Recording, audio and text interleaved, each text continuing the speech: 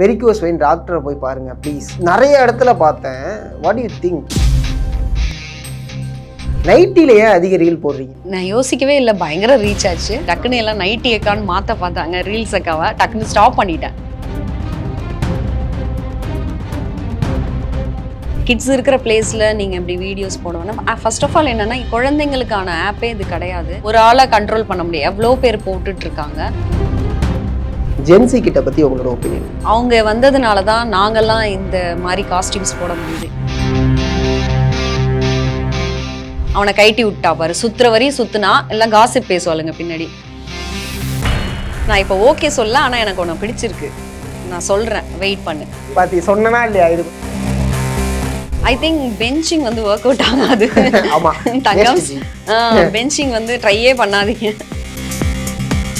Instagram வந்து ஒரு app, அதை நம்ம யூஸ் பண்ணி செலிப்ரிட்டி ஆகிறோம். ஸோ அதுக்காக என்னுடைய வேலையை நான் விட முடியாது. நான் அதில் எவ்வளோ எக்ஸ்பீரியன்ஸ் ஆகி இன்னைக்கு நான் சீனியராக எனக்கு பெர்மிஷன் தராங்கன்னா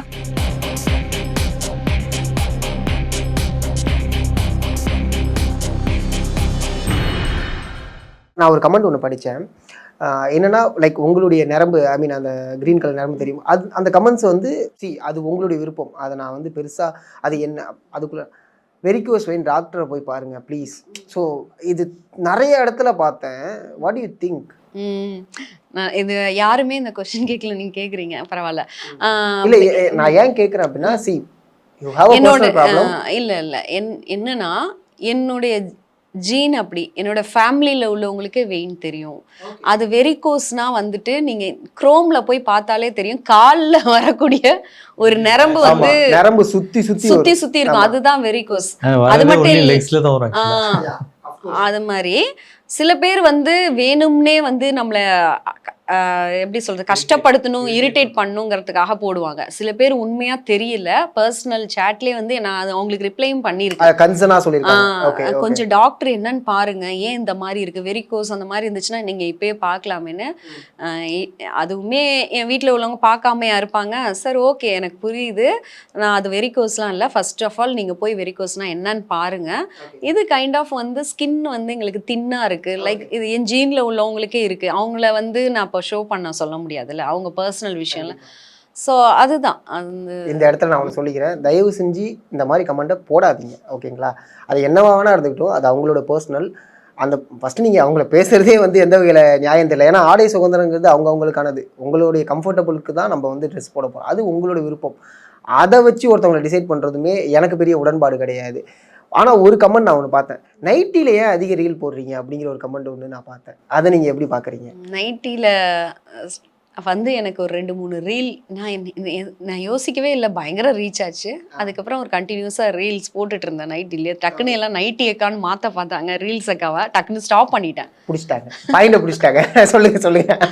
ஐயோ இது என்ன நைட்டி போயிட்டு இருக்கு அப்படின்னு சொல்லிட்டு நைட்டி அக்கான்னு மாறிட போகுது. எனக்கு ரீல்ஸ் நான் பண்ணுறேன், நிறைய ரீல்ஸ் போடுறேன், எனக்கு ரீல்ஸ் அக்கான்னு சொல்கிறது தான் பிடிச்சிருக்கு. சரி, ஏதாவது மாற்றி ட்ரெண்ட் பண்ணி விட்டுற போகிறாங்க நைட்டி அக்கான்னு சொல்லிட்டு சொல்லி அது ஸ்டாப் பண்ணிட்டேன். சும்மா ஸ்டார்ட் பண்ணி அது ரொம்ப முன்னாடி தான், இப்போ நான் பார்க்கல, ரொம்ப முன்னாடி. ஏன்னா ஓவராலா உங்களுக்கு சும்மா ஒரு ட்ரெண்ட் தான், கொஞ்ச நாள் ஒர்க் அவுட் ஆகும், அதை ஸ்டாப் பண்ணிட்டு அடுத்து இது போயிடும், அடுத்து மாறிடுவீங்க. அடுத்து ஏதாவது ட்ரெண்ட் பிடிச்சிருக்கீங்களா? இப்போ ரீக்ரியேஷன் பண்ணிட்டு இருக்கோம், ரீக்ரியேஷன் அக்கா தான் பிளான் பண்ணிட்டு நியூவா கொடுக்கணும்ல. Yeah of course. எல்லாருமே மிஸ்டேக்ஸ் பண்ணாம இந்த உலகத்துல யாருமே கிடையாதுங்க. லைக் என்னன்னா நானும் இப்போ என்ன நான் 100% பர்ஃபெக்ட்னு வந்து இங்க நான் உட்காந்து பேசல, நானும் கொஞ்சம் கற்றுக்கணும்ல. எனக்கு ரீல்ஸ் எல்லாம் சும்மா தான் போட்டுட்டு இருப்பேன், எப்படி ஒர்க் அவுட் ஆகுதுன்னு தெரியல அப்படின்னு சொல்லி. அப்படியே கொஞ்சம் கொஞ்சமாக நம்ம ப்ரொஃபைலை எப்படி மாற்றிக்கிறோன்னு ஒரு விஷயம் இருக்குது. அதுலேயே இருக்கிறது வேற, ஒரு ப்ரொஃபைலை மாற்றிக்கணும்னு ஒரு விஷயம். ஆக்டிங் ஸ்கில்ஸ் ஆமாம். இல்லை ஆக்சுவலாக அவங்க டு பி ஹானஸ்ட், நீங்கள் இங்கே உட்காந்து இல்லை நான் கரெக்ட் அப்படின்னு மாதிரி கூட பேசியிருக்கலாம், ஓகேங்களா? ஆனால் அக்செப்ட் பண்ணிக்கிறாங்க. சரி, நான் ட்ரெஸ்ஸிங்கே வந்து நான் தப்பு சொல்ல மாட்டேன். அவங்கெல்லாம் திட்டுறாங்கன்னா, இப்போ நம்ம வீட்டு பொண்ணு பக்கத்து வீட்டு பொண்ணா நம்மளை பார்க்குறாங்கன்னா அது வேண்டாமேன்னு யோசிப்பாங்கல்ல. அவங்க ஸ்டைலில் பார்க்கும்போது அது டிஃப்ரெண்ட்டாக தெரியுது, இதை ஏன் பண்ணுறாங்க இந்த அக்கா, நம்ம அக்கா மாதிரி பார்த்தா அந்த ஒரு கன்சர்ன் இல்லை, அந்த ஒரு கன்சர்னை கூட நம்ம எடுத்துக்கலாம். இவங்கெல்லாம் இப்படிதான் சொல்லிட்டு எனக்கு யாருன்னே தெரியாது, எனக்கு அந்த வேர்டை. நான் இதுக்கு உங்களை சப்போர்ட் பண்ணி பேசல, பொதுவாகவே ஆடைங்கிறது அது அவங்களுடைய கம்ஃபர்டபுள். அதுக்கு நான் சொன்னேன், எனக்கு தெரிஞ்சு இந்த இன்டர்வியூல கமெண்ட் வரும், நீ வந்து கண்டிப்பா நீங்க வந்து சிக்னிங்க செத்தா சிவன். ஐ டோன்ட் கேர், ஏன்னா எனக்கு தெரியும் இப்போ நான் இப்போ என்ன நீங்கள் சொல்லுவீங்களா, நீங்கள் இந்த மாதிரி ட்ரெஸ் போட்டுருவான்னு என்ன நீங்கள் நீங்க சொன்னீங்கன்னா, இப்ப எனக்கு சப்போர்ட் பண்றீங்க. இல்லை நான் பொதுவாகவே பொதுவாகவே ஒரு விஷயத்த சொல்கிறேன். இது ஒரு புரிதல் தான். இவங்க இப்படி ட்ரெஸ் போடுறது அவங்களோட விருப்பம். நீங்கள் இப்படி போட்டு வந்தீங்க உங்களோட விருப்பம். நான் ஃபோன் அடிச்சு இல்லை நீங்கள் இந்த ட்ரெஸ் போட்டு வராங்க, நீங்கள் சாரி கட்டுவாங்க, நீங்கள் பாவாடை தாவணி கட்டுவாங்கன்னு நான் சொன்னேன்னா உங்களோட சுதந்திரத்தை நான் இங்கேருந்து பறிச்சிட்டேன். அவ்வளோதான். உங்களுக்கு ஃப்ரீடமே இல்லைங்கிற ஒரு அர்த்தத்துக்குள்ள தான் வரும். ஸோ அதனால தான் அதை நான் முன்னெடுத்து வச்சேன். So yeah you continue. சில பேர் நான் வந்து பேரண்ட்ஸ் கிட்டே ரொம்ப ரெக்வஸ்டபுளாக கேட்டுக்கிறேன். நிறைய பேர் என்னன்னா எனக்கு ஒரு மாதிரி கஷ்டமா இருக்கு. என்ன சொல்றாங்கன்னா, கிட்ஸ் இருக்கிற பிளேஸ்ல நீங்க இப்படி வீடியோஸ் போட வேணாம். ஃபர்ஸ்ட் ஆஃப் ஆல் என்னன்னா, இந்த ஆப் வந்து கிட்ஸ்க்கு கொடுக்க வேண்டிய ஆப்பே கிடையாது. குழந்தைங்களுக்கான ஆப்பே இது கிடையாது. நீங்க கொஞ்சம் வந்து கிட்ஸ்க்கு கொடுக்காம பார்த்துக்கோங்க. அதுதான். ஏன்னா இப்போ என்ன ஸ்டாப் பண்ணுறதுன்னு இல்லை, எவ்வளோ பேர் ஸ்டாப் பண்ண முடியும். ஏன்னா இது வந்து அடல்ட் யூஸ் பண்ணுறது மாதிரி தான் இன்ஸ்டாகிராமே இருக்குது. ஸோ கிட்ஸ்க்கு வந்து அவ்வளோவா கொடுக்கறது சேஃப் இல்லை, கொடுக்கவும் வேண்டான்னு. ஏன்னா இதை இப்போ ஒரு ஆளை கண்ட்ரோல் பண்ண முடியும், எவ்வளோ பேர் போட்டுட்ருக்காங்க. ஸோ இது 18+ உள்ள மாதிரி தான் வந்து எல்லாருமே வீடியோஸ் போடுறாங்க இல்லையா. ஸோ கிட்ஸுக்கு கொஞ்சம் சேஃபாக இருக்கிறது நல்லது. இப்போ தயங்காம சொல்லலாம், தப்பு கிடையாது. இப்போ யூடியூப்ல இருக்குதானே 18+. ஆமா அதுல ஆப்ஷன் பட் இதுல இல்ல, ரெஸ்ட்ரிக்ஷன் கொடுத்துட்டோம்னா 18+ வராது. இதுல இல்லங்கும் போது நம்ம குழந்தைகிட்ட வந்து கொடுக்காம இருக்கிறது கொஞ்சம் சேஃப்னு நினைக்கிறேன். எஸ்பெஷலி இப்போ இன்ஸ்டாகிராம் வந்து ரொம்ப வைரலான ஆப்பா இருக்கு. அது சேஃபும் கிடையாது, குழந்தைகளுக்கு கொடுக்க வேணாம். ஏன்னா கண்டது மாறி மாறி வந்துட்டே தான் இருக்கும். ஸோ அது வந்து நான் ரெக்வஸ்டபுளாக சொல்கிறேன். அது எதுவும் தப்பாக எடுத்துக்க வேண்டாம். நான் என்னுடைய ஆக்டிங் ஸ்கில்லை வெளில கொண்டு வரதுக்காகவும் அதே சேம் டைம் சோஷியல் மீடியாவில் எனக்கான ஃபேம் உருவாகிறதுக்காகவும் ஒரு விஷயத்தை ரொம்ப கரெக்டாக பண்ணிக்கிட்டு இருக்கீங்க. என்ன மாதிரியான ரோலுக்கு நீங்கள் வெயிட் பண்ணுறீங்க? ஓகே, இந்த படத்தோட ரோல் நம்ம வந்து டிஸ்கஸ் பண்ண வேணாம், but you have a dream role ஒன்று. இல்லை, எனக்கு நிஜமாவே நான் நிறைய டைம் எல்லா இன்டர்வியூலுமே சொல்லியிருக்கேன், நான் ஒரு கேரக்டர் ஆர்டிஸ்டாக தான் வரணும்னு. எக்ஸாம்பிள் ஐஸ்வர்யா ராஜேஷ் மேடம், அவங்கள மாதிரி அந்த மேம் மாதிரி தான் ஆகணும்னு. அவங்க எல்லா ரோலும் ப்ளே பண்ணுவாங்க. ஸோ நான் ஹீரோயினாக தான் பண்ணணும் இல்லாமல் எனக்குன்னு நான் ஒரு கேரக்டர் டிசைன் பண்ணாங்கன்னா இது எந்த கேரக்டராக இருந்தாலும் அதை நான் பெட்டராக பண்ணணும், ஆக்டிங்கில் நல்லா காமிக்கணும் நம்மளை அப்படின்னு சொல்லி தான் வந்தது. பட் சுச்சுவேஷன் நான் இன்ஸ்டாவில் சும்மா ஒரு 8 செகண்டுக்கு பேக்ரவுண்ட் மியூசிக் போட்டு ஆடுற மாதிரி ஆயிடுச்சு. பட் ஸ்லோலி நான் வந்து இப்போ என்னோட பேஜே நான் வந்து நிறைய ஆக்டிங் சம்மந்தமாக உள்ளதெல்லாம் போடலாம் அப்படின்னு சொல்லிட்டு நான் பிளான் பண்ணி இப்போ ஐ ஸ்டார்டட் ஆக்சுவலி கத்திரி பூழகி சாங் பண்ணியிருக்கேன் ரீக்ரியேஷனு. இப்போ வந்து நயன்தாரா அண்டு தனுஷ் சார் பண்ண nine ma'am and Dhanush sir ஓட சாங் ஒன்று எதிர்நீச்சலில் கேமியோ பண்ணியிருப்பாங்க, அந்த இது முடிச்சிட்டோம். இப்போ ஓவியா அண்டு கதிர் அவங்களுடைய சாங் ஒன்று கோணா கொண்டக்காரி, அந்த சாங் பண்ணோம். ஸோ ஸ்லோலி நாங்கள் வந்து ஒன்று ஒன்றா பண்ணலாம் அப்படின்னு சொல்லிட்டு. நைஸ். கூத்துப்பற்ற போனீங்க, நடிக்கிறதுக்கான விஷயங்கள் அதில் கற்றுக்கிட்டீங்க. ஆமாம் ஆமாம், அந்த எக்ஸ்பீரியன்ஸ் சொல்லுங்கள். ஏன்னா நிறைய பேருக்கு ஒரு விஷயம் இங்கே ஒரு பார்வை இருக்குது, இன்ஸ்டாவில் ரீல்ஸ் போடுற உனக்கு நடிக்க தெரியுமா முதல்ல அப்படிங்கிற ஒரு கேள்வி. அதுதாங்க என்னன்னா, நிறைய பேர் டிக்டாக்லேருந்து இன்ஸ்டாகிராமில் இன்ஃப்ளூயன்சர் ஆகிருக்காங்க. எனக்கு அப்படி கிடையாது, நான் ஆல்ரெடி ஆர்டிஸ்ட் தான். எனக்கு அங்கே எதுவுமே இல்லைன்னு தான் நான் இன்ஃப்ளூயன்சர் ஆகிருக்கேன். ஸோ நிறைய பேர் பார்க்குறவங்க எல்லாரும் என்னன்னா, இவங்க இன்ஸ்டாகிராமில் ரீல்ஸ் போடுறவங்க தானே அப்படின்னு பார்க்குறாங்க. பட் அப்படி கிடையாது. நான் ஃபஸ்ட்டு கேமரா முன்னாடி நின்னதே ஒரு ஷார்ட் ஃபிலிம் அண்ட் மூவி தான் பண்ணியிருக்கேன். அதுக்கு முன்னாடி நான் ஒரு ஃபோட்டோ ஷூட்டோ இல்லை ஒரு டிக்டாக்ல ஒரு வீடியோவோ ரீல்ஸோ எதுவுமே பண்ணதில்லை. எனக்கு வந்து ஆக்சுவலாக இன்ஸ்டாகிராமில் ரீல்ஸ் பண்ணுறது தான் கஷ்டமாக இருக்குது. எனக்கு இது வந்து ஆக்டிங்கிறது எனக்கு ரொம்ப பிடிச்சி நான் பண்ணுறதுனால அது நான் நல்ல இன்வால்மெண்ட்டோட பண்ணுவேன். ஜாலியாக இருக்கு. Nice sir. என்னென்ன மாதிரியான கதைகளை உங்களோட ப்ரொடக்ஷன் ஹவுஸ்லேருந்து எதிர்பார்க்கலாம்? இது வந்து யங்ஸ்டருக்கான ஃபஸ்ட்டு ப்ராஜெக்ட் பண்ணுறோம். நெக்ஸ்ட்டு வந்து ஃபேமிலி ஓரியன்ட் போகிறோம். ஸோ நெக்ஸ்ட்டுமே நாங்கள் டிசைன் பண்ணி வச்சுருக்கோம். ஸோ இதை முடிக்கணுமேன்றதுனால நெக்ஸ்ட் ரெடியாக இருக்கு பைப்லைன். கண்டிப்பாக. ஏன்னா அடுத்தடுத்து எதிர்பார்ப்புகள் அதிகமாகிட்டே தான் இருக்கும். ஒரு நல்ல படம் கொடுத்துட்டோம்னா அடுத்து இந்த ப்ரொடக்ஷன் ஹவுஸ் என்ன படம் கொடுக்க போகுது. ஏன்னா ஒரு ப்ரொடக்ஷன் ஹவுஸ் ஒரு நல்ல படம் கொடுக்க ஆரம்பிச்சிச்சுன்னா ஓகே, அந்த ப்ரொடக்ஷன் ஹவுஸ் மேலே ஒரு ஒரு ஒரு ஒப்பீனியன் வர ஆரம்பிச்சிடும். இந்த ப்ரொடக்ஷன் ஹவுஸ்லேருந்து வரக்கூடிய படங்கள் இந்த மூவி வந்து ஃபுல் ஆஃப் யங்ஸ்டர் என்ன ஃபேஸ் பண்ணுறாங்க, யங்ஸ்டர் எப்படி இருக்காங்க, ஜென்சி கிட்ட கரண்ட் ஜென்ரேஷன் எப்படி இருக்காங்க, ஓகே, அதை எப்படி வேல்யூ பண்ணுறாங்க ஒரு விமனை, அது மாதிரி போகும். கொஞ்சம் காமிக்கெல்லாம் கொஞ்சம் ஃப்ரெண்ட்லியாக எல்லாமே ஹியூமரோட போகும். அப்போ நான் கண்டிப்பாக இந்த கேள்வி கேட்குறேன், ஜென்சி கிட்ட பற்றி உங்களோட ஒப்பீனியன்? அவங்க வந்து எப்படி சொல்கிறது, அவங்க வந்ததுனால தான் நாங்கள்லாம் இந்த மாதிரி காஸ்டியூம்ஸ் போட முடியுது. ஏன்னா நாங்கள்லாம் இந்த மாதிரி காஸ்டியூம்ஸ் 90ஸ்லலாம் போட விட மாட்டாங்க. நாங்கள் கொஞ்சம் ரெஸ்ட்ரிக்ஷனோட தான் இருப்போம். அவங்க வந்து இப்போ ஒரு ஓன் டெசிஷன் எடுக்கிறாங்க. அவங்க அந்த மாதிரி காஸ்டியூம்ஸ் போடுறதுனால தான் நாங்கள் கொஞ்சம் தைரியமாக போட ஆரம்பித்தோம். ஸோ அவங்களால நல்ல பாசிட்டிவ் திங்ஸும் இருக்குது. நெகட்டிவ் திங்ஸ் என்னன்னா ஈஸியாக டக்குன்னு பிரேக்கப் பண்ணிக்கிறாங்க. அது தப்பு கிடையாது. ஆக்சுவலாக நான் தப்பு சொல்லலை. ஏன்னா ஒரு டாக்ஸிக்கான ஒரு ரிலேஷன்ஷிப்பில் நாங்கள் தான் இருந்துகிட்டே உட்காந்துருப்போம். அவங்க வந்து இருக்க மாட்டாங்க, அதை எடுக்கிறாங்க. பட் ஒருத்தவங்களை பிடிக்கலன்னு இமீடியட்டா டெசிஷன் எடுக்க வேணாம்னு தோணுது.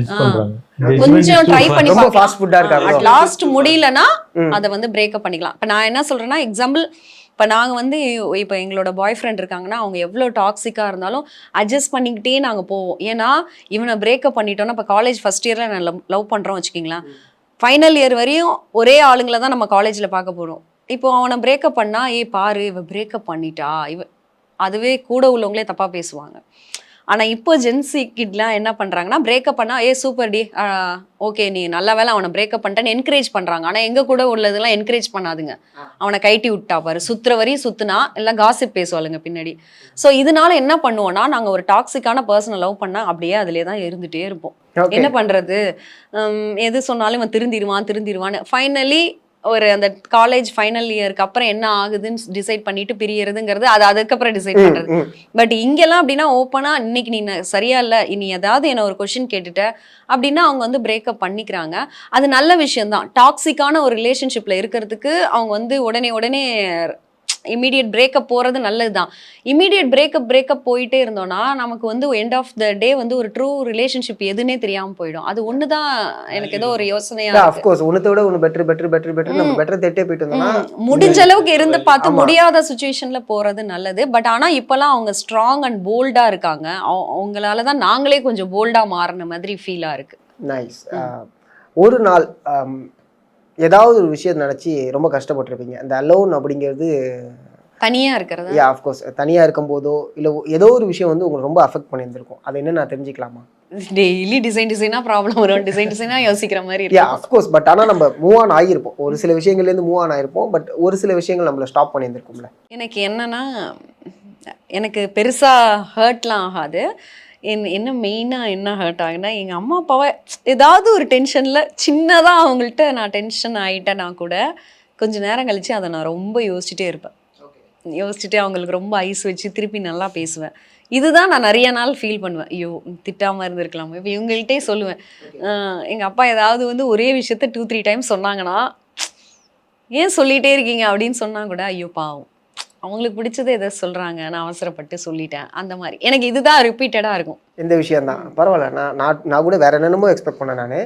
பட் ஆனால் இந்த விஷயங்கள் இது ஃபைன், இது பிரச்சனை கிடையாது. இது வந்து ஒரு மாதிரி ரொம்ப கஷ்டமா இருக்கும். ஏன்னா அவங்க மட்டும்தான் நமக்கு வந்து உண்மையா இருப்பாங்க. நிஜமா வந்து இன்னைக்கு ஜென்சி கிட்ஸ் வந்ததுக்கு அப்புறம் ஒரு விஷயத்த புரிய வச்சது என்ன தெரியுமா, ஃப்ரெண்ட்ஷிப்லாம் இன்னைக்கு ட்ரூ கிடையாது, பார்ட்னர்ஸ்லாம் ட்ரூ கிடையாது, அப்பா அம்மாவை மட்டும் நம்புங்கிறது அவங்களால தான் நிறைய பேருக்கே புரிஞ்சிருக்கு. ஆக்சுவலா நாங்க எங்க காலத்துல வந்து ஃப்ரெண்ட்ஷிப்னா வந்து அதுக்கு வந்து ஒரு கள்ள கபடம் இல்லாம இருக்கும். அவங்களுக்கு ஏமாத்த தெரியாது. நம்ம தப்பே பண்ணியிருந்தாலும் நம்ம ஒரு பிரச்சனைன்னு சொன்னா நமக்கு முன்னாடி வந்து நிப்பாங்க. அவங்களுக்கு வந்து ஒரு செல்ஃபிஷாக இருக்க தெரியாது. இவகிட்ட நிறையா பணம் இருக்குது, இவகிட்ட பேசலாம், இதெல்லாம் கிடையாது. பட் ஆனால் இப்போ உள்ள ஜென்ரேஷனில் உள்ளவங்க இதெல்லாம் பார்க்குறாங்க. இவ நல்லா வந்து வெல்த்தியாக இருக்கா, இவ கூட நம்ம சேர்ந்தோன்னா நல்லா இருக்கலாம். இதெல்லாம் நாங்கள் அப்போல்லாம் பார்க்க மாட்டோம். எங்க 2 பேருக்கும் சிங்க் ஆகுங்க. இல்ல இப்ப நம்ம ஜென்சி கிட்ஸ் சொல்றோம்ல, சோ அவங்களுக்கு இப்போ அந்த டாக்ஸிக்லாம் என்னன்னே தெரிய வந்துருச்சு. ஸோ சும்மா தான் பேசுறாங்க. சில பேர் என்னன்னா, இப்போ நிறைய 2K கிட்ஸ்லாம் நிறைய வீடியோஸ் போட்டே நான் பார்த்துருக்கேன். என்னன்னா இப்போதைக்கு வந்து ஃப்ரெண்ட்ஷிப்னு ஒருத்தவங்க வந்து பேசுறாங்களாம், சடனா வந்து என்னன்னா ஹைட் ஆயிடுறாங்களாம். அதே இது சொல்றாங்க. என்ன ரீசன்னே சொல்லாம போயிருவாங்க. அது கூட இப்போ பிரதீப் சாரோட மூவில கூட என்ன பிரேக்கப்கான ரீசன் சொல்றியா, எனக்கு தலையே வெடிச்சிரும். அது ஃப்ரெண்ட்ஷிப்லயே இருக்கு, என்னன்னே சொல்லாம போயிடுவாங்க. அது மாதிரி இன்னும் இப்ப நீங்க இந்த ரிலேஷன்ஷிப்குள்ள வந்தனால சொல்றேன், என்னென்ன டேர்ம் உங்களுக்கு தெரியும்? சிச்சுவேஷன்ஷிப் இருக்கு, அது என்னன்னு சொல்லணும், சொல்லிட்டு அது என்னன்னு சொல்லணும். எனக்கு தெரியல சிச்சுவேஷன்ஷிப்னா, நான் கரெக்டாக தெரியாது. பட் நான் என்ன அண்டர்ஸ்டாண்ட் பண்ணியிருக்கேன்னா, இப்போ ஒருத்தர் கூட ரிலேஷன்ஷிப்பில் இருக்கோன்னா சிச்சுவேஷன்னால அந்த ரிலேஷன்ஷிப்பில் இருக்கோனே தவிர அதை வந்து பெருசாக பின்னாடி மேரேஜ் வரையும் கொண்டு போகாமல் இருக்கிறது தான். ஓகேவா? பெஞ்சிங்னா வந்து என்னன்னா, லாஸ்ட்டாக ஒரு பிரேக்கப் ஆகிருக்கும். ஓகேவா? திருப்பியும் அது ரிப்பீட் ஆகுமா இவங்கிட்ட சொல்ல முடியாது. ஸோ அதனால நான் இப்போ ஓகே சொல்ல, ஆனா எனக்கு உன்னை பிடிச்சிருக்கு, நான் சொல்றேன், வெயிட் பண்ணு. பாத்தி சொன்னா இல்லையா, இது கொஞ்சம் ஃபேமஸான வேர்டுன்னு. அடுத்து பாய் பெஸ்டி, கேர்ள் பெஸ்டி இதெல்லாம் இருக்கு. ஆனா நான் உண்மையா ஒன்று சொல்றேன், பெஞ்சிங்கிறதே வேஸ்ட். என்னன்னா நான் எதனால சொல்றேன்னு கேளுங்க. இப்போ ஒரு பையனை நம்ம லவ் பண்ணியிருப்போம், அவங்க எப்படி தெரியுமா அதை எடுத்துக்கிறாங்க. ஒரு பையனை எக்ஸாம்பிள் பொண்ணுங்க சைட்ல இருந்து பேசுறேன், ஒரு பையனை நம்ம லவ் பண்ணியிருப்போம், ஓகேங்களா. அந்த பையன் வந்து ஒரு காஸ்டியூம் போடுறது, வெளியில வேற ஒரு பையனோட பேசுறது, ஒரு பொண்ணு கூட பேசுறது, இதெல்லாம் வந்து அவன் டாக்ஸிக்கா, அதாவது ஒரு வேலை பார்த்து வச்சிருப்பான் அந்த பொண்ணு. அப்போ அந்த பொண்ணு என்ன நினைக்கும்னா, இதெல்லாம் பண்றவன்லாம் கெட்டவன், ஸோ நெக்ஸ்ட் வரவனும் இவன் இதையே பண்ணுவான்னு சொல்லிட்டு அந்த பையன்ட்டு கேட்கும், நீ என்ன காஸ்டியூம்ல ஏதாவது ரெஸ்ட்ரிக்ட் பண்ணுவியா, இல்லை நீ வந்து எங்க அப்பா அம்மா கூட பேசினா, இல்லை ஃபோனில் ஃப்ரெண்ட்ஸ் கூட வெளியில போனா இதெல்லாம் நீ வந்து ரெஸ்ட்ரிக்ட் பண்ணுவியான்னு கேட்கும். அவன் என்ன சொல்லுவான், ஐயோ இதெல்லாம் இல்லைன்னு. அப்போ இந்த பொண்ணு என்ன நினச்சிக்கும், கொஞ்ச நாள் பார்ப்போம் இதுலலாம் ரெஸ்ட்ரிக்ட் பண்ணுறானா, இல்லைனா ஓகே சொல்லிடலான்னு. ஆனால் இந்த நாள் இல்லாமல் அவன் ஒரு டிசைனாக ஒன்று கொண்டு வருவான், ஓகேவா. அது வந்து எப்படி இருக்கும்னா, இது இல்லாம வேற ஏதோ ஒரு பிரச்சனை இல்லை. அப்ப என்ன தோணும்னா, ஓ இதெல்லாம் வேற இருக்கா, இதையும் சேர்த்து நம்ம அப்பவே சொல்லியிருக்கலாம் போலன்னு. என்னன்னா பர்சன் டு பர்சன் வந்து அந்த கேரக்டர் வந்து வேரி ஆகும். இப்போ இதுல டார்ச்சர் பண்றவன் இதுல பண்ணாம வேற இதுல பண்ணுவான். எக்ஸாம்பிளுக்கு நான் சொல்றேன், இப்போ இதெல்லாம் ஓகேன்னு சொல்லிட்டு இருக்கிறவன் எல்லாத்துக்கும் ஓகே, நீ என்ன வேணாலும் காஸ்டியூம் போட்டுக்கோமா, நீ ஃப்ரெண்ட்ஸ் கூட வெளியில போ, அதுக்கப்புறம் வந்துட்டு நீ பப் போனா கூட எனக்கு பிரச்சனை இல்லை இப்படின்னு சில பொண்ணுங்க ரெஸ்ட்ரிக்ஷன் இருந்ததெல்லாம் ஃப்ரீடம் வேணும்னு சொல்லிட்டு சொல்லுவாங்கல்ல. இதெல்லாம் சொன்னா கூட அவங்க ஒன்று வைப்பாங்க, என்ன தெரியுமா, ஃபினான்ஷியல் அபியூஸ் பண்ணுவாங்க, மணி வாங்குறது. இது டிசைனா ஒரு ப்ராப்ளமா இருக்கும். இப்போ அடுத்தது நம்ம என்ன யோசிப்போம், மணிலாம் வாங்காதவனா பார்த்து பேசலாம், நான் ஸ்பெண்ட் பண்ண மாட்டேன், நீ எனக்கு ஸ்பெண்ட் பண்ண தேவையில்லை, ஸோ என்கிட்ட எதுவுமே நீ மணி வாங்கக்கூடாது, ஏன்னா லாஸ்ட்டாக அந்த ப்ராப்ளம் நடந்துச்சுன்னு சொல்லுவோம். இவனை பெஞ்சிங்கில் கொஞ்ச நாள் வச்சு பார்த்தா இவன் வந்து மணிலாம் வாங்காமல் இருப்பான், அடுத்தது பார்த்தா அவன் வேற ஏதாவது ஒரு ப்ராப்ளம் கொடுத்துட்டு போயிடுவான். கரெக்ட், உண்மையாக தான். க்ரைட்டீரியா அப்படிங்கிறதுக்கு எங்கேயுமே எண்டு கிடையாது. ஒரு டு பி ஹானஸ்ட் அண்டர்ஸ்டாண்ட் பண்றோமா, என்னங்கிறத பேசுறோமா, மியூச்சுவலா இருக்கோமா. ஐ திங்க் பெஞ்சிங் வந்து ஒர்க் அவுட் ஆகாது. ஆமா, தங்கம் பெஞ்சிங் வந்து ட்ரையே பண்ணாதீங்க. ஓகே, ஸோ உங்களுடைய ஃபேன்ஸுக்கு அதை தாண்டி ஃபேன்ஸ்ன்னு நம்ம நகர்த்திட்டு ஓவராலாக உங்களுடைய ரீலை பார்க்கக்கூடியவங்களுக்கு, ஃபேன்ஸ் ஹேட்டர்ஸ் எல்லாருக்குமே பொதுவாக ஒரு விஷயம் சொல்லணும்னா என்ன சொல்லுவீங்க? மிஸ்டேக்ஸ் இருந்தால் சொல்லுங்க, இன் குட் வேல. வேற என்னென்னலாம் பண்ணால் நீங்களே ஐடியாஸ் கொடுங்க, வேற என்னென்ன பண்ணலாம் அப்படின்னு சொல்லிட்டு ஃப்ரெண்ட்லியாக இருங்க. நான் உங்களுடைய நீங்கள் எனக்கு பண்ணுற பாசிட்டிவ் மெசேஜுக்கெல்லாம் சில டைம் நான் டைம் இருந்தால் ரிப்ளை பண்ணுறேன். ஆல்ரெடி நான் சொல்லியிருக்கேன், என்னோடய ஃபாலோவர்ஸ் தான் எனக்கு ஃப்ரெண்ட்ஸு, எனக்கு ஃப்ரெண்ட்ஸ் கிடையாதுன்னு சொல்லிட்டு. ஸோ நீங்கள் தானே எனக்கு சப்போர்ட் பண்ணணும். எதனால கிடையாது? எதனால கிடையாதுன்னா அதான் சொன்னேன், 2Kல எங்கங்க ஒரிஜினல். ஸோ அந்த இதுக்குள்ளே வந்துட்டீங்க. ஓகே, ஹாப்பியாக இருங்க. யாரையும் பற்றி டாக்ஸிக்காக நினச்சி உங்களை டாக்ஸிக் ஆக்கிக்காதீங்க. நீங்கள் யாரோ இப்படியே போகிறாங்க, நமக்கு என்ன, நம்மளுடைய ஒர்க்கை நான் பார்த்துட்டு போயிடலாம், அவ்வளோதான். எப்போதுமே ஒரு விஷயம் ஒன்று இருக்கும், ஆஃப்டர் இன்ஸ்டாகிராமுக்கு அப்புறம் நான் வந்து ஜாபை விட்டுட்டேன், எனக்கு வந்து ஜாப் கிடையாது, நான் ஃபுல் அண்ட் ஃபுல் கான்சன்ட்ரேஷனாக கண்டென்ட் கிரியேட்டராக மாறிட்டேன் அப்படின்னாங்க. நீங்கள் சொல்லுங்கள், உங்களுடைய ப்ரொஃபஷன் என்ன? இன்ஸ்டாகிராம் ஓகே, நாங்கள் ரீல் பார்த்துக்கிட்டு இருக்கோம், அதை தவிர்த்து ப்ரொஃபஷனலாக என்ன? இல்லை, நான் வந்து ஒரு MCA கிராஜுவேட்.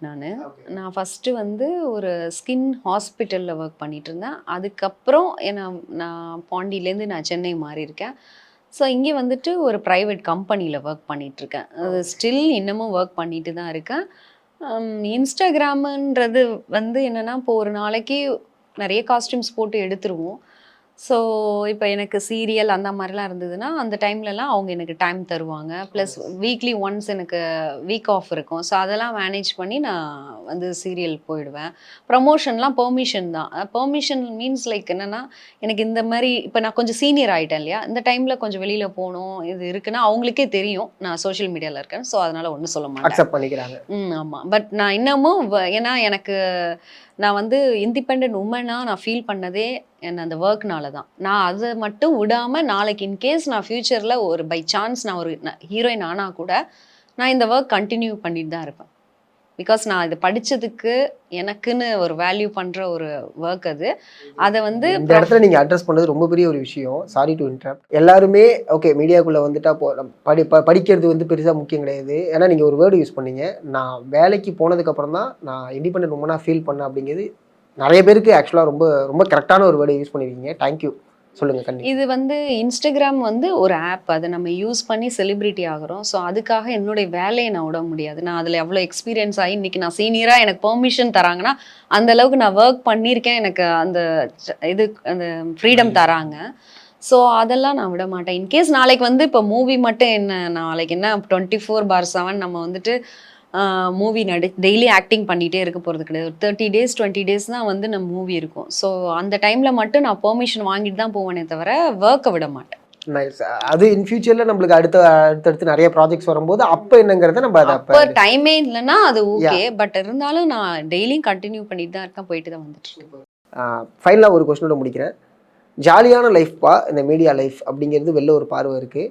எங்களுக்கு தெரியும் இதுக்குள்ளே எவ்வளோ எங்களுக்கு ப்ரெஷர் இருக்குது அப்படின்னு சொல்லிட்டு. இன்ஸ்டாகிராமில் இருக்கிறவங்களுக்கு ஒரு ரீல் தானே, ஜாலியாக போட்டு போயிடுவீங்க, வியூஸ் வந்துடும், உங்களுக்கு அதுக்கான ப்ரமோஷன் பெய்ட் ப்ரொமோஷன்ஸ் வந்துடும், சம்பாரிச்சிடுவீங்க. இனஃப். இதை எப்படி நீங்கள் பார்க்குறீங்க? அப்படிலாம் கிடையாது. உண்மையாக சொல்ல போனோன்னா எல்லாத்துலேயுமே வந்துட்டு அட்வான்டேஜ் அண்ட் டிஸ்அட்வான்டேஜஸ் இருக்குது. வெளியிலேருந்து பார்க்கும்போது எல்லா விஷயமே, இப்போது ஒரு டீ ஷாப் இருக்குன்னா அந்த டீ கடைக்காரர் வந்துட்டு என்ன, அவருக்கு என்ன பெரிய வேலை இருக்குது, என்ன சும்மா டீ தானே போடுறாருன்னு அப்படிலாம் அவரை ஜட்ஜ் பண்ண முடியாது. அந்த ஒரு டீ காலம்பரை ஏஞ்சி அதுக்கான ஒர்க் ஸ்கெடியூல் பண்ணுறது அவருக்குன்னு ஒன்று இருக்கும் இல்லையா? ஸோ பார்க்குறப்ப இது ஒரு சும்மா சாதாரண விஷயம், இவங்க ஜாலியாக தான் இருக்காங்களே அப்படின்னு சொல்ல முடியாது. எல்லாருக்குமே கடவுள் ப்ராப்ளத்தை கொடுத்து தான் உட்கார வச்சுருப்பான். அதை நம்மளை ஃபேஸ் பண்ண விட்டுட்டு தான் இருப்பான். ஸோ அதனால இவங்க ஜாலியாக இருக்காங்க, அவங்க ஜாலியாக இருக்காங்கன்னு யோசிக்கிறத விட நம்ம ஜாலியாக எப்போ இருப்போம், நம்ம ஜாலியாக இருக்கணும், அதை யோசிச்சாலே முடிஞ்சிருச்சு, அவ்வளோதான். சூப்பர். நான் வந்து எப்படி பார்க்குறேன்னா, அந்த சோஷியல் மீடியாவை குதிரைக்கு கடிவாளம் கட்டின மாதிரி தான். நான் என்னோட இன்ஸ்டாகிராமில் நான் இப்படி தான் போவேன். இந்த பக்கம் யார் என்ன ரீல் போட்டிருக்காங்க, இவங்கள பார்த்து நம்ம இப்படி பண்ணலாம், அதெல்லாம் எதுவுமே நான் யோசிக்க மாட்டேன். எனக்கு தோன்றதை நான் மட்டும் பண்ணிட்டு போயிட்டே இருப்பேன். ரொம்ப நன்றி உங்களோட அழகான நேரத்தை எங்களுக்கு கொடுத்ததுக்கு. கங்க்ராச்சுலேஷன். உங்களோட படங்கள் வந்து அடுத்தடுத்த படங்களாக இருக்கட்டும், அடுத்தடுத்து நீங்கள் பண்ண போகிறதா இருக்கட்டும், எல்லாமே நல்லா பண்ணுங்கள், நிறைய பண்ணுங்கள். உங்கள் படம் ரொம்ப பெரிய வெற்றி அப்படின்னு சொல்லிட்டு டென்டாக் சார்பாக வாழ்த்துக்களை தெரிவிச்சுக்கிறேன். நன்றி. Thank you much.